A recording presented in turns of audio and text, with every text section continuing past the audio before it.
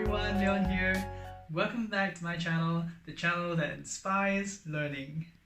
Now, in my previous video, I shared why humans have this need to belong and also the advantages of individuals and companies that start with why over other companies who start with what.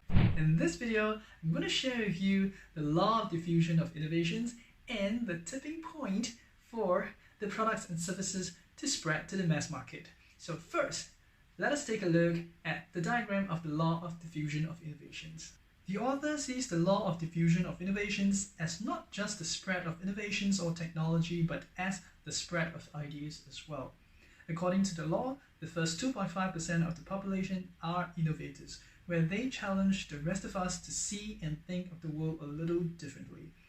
Then comes the early adopters, which is about 13.5% of the population. They recognize the value of new ideas and are willing to put up with some imperfection and pay a little more because they can see the potential of it. The next two groups are early majority and the late majority. They occupy about 34% of the population each.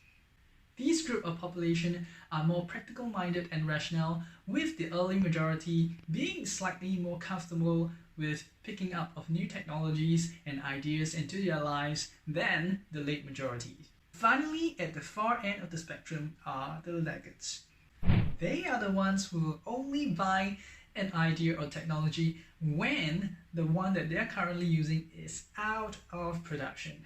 For example, a rotary phone and a touch-tone phone. They will only let go of the rotary phone when they're no longer in production and change to the touch-tone phone. What the author wants to convey in this diagram is the further you move to the right of the spectrum, the more you will encounter clients or customers who may need what you have, but does not necessarily believe in what you believe in. Everything boils down to price, and they are rarely loyal. That is why it is important to identify this group of people early on so that we can avoid doing business with them. The other message that the author wants to convey is that it is near impossible to achieve mass market success if you aim your marketing and resources at the middle of the bell first. Well, it can be done, but at massive cost. That's because the early majority won't try something new until somebody has tried it first.